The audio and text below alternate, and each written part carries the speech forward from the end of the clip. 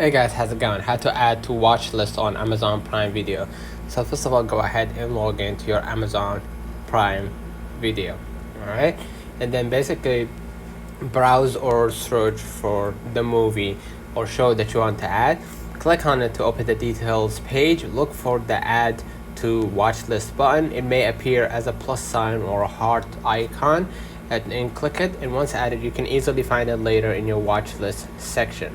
So let's know in the comments of this video helped you. Don't forget to like and subscribe, and thank you for watching.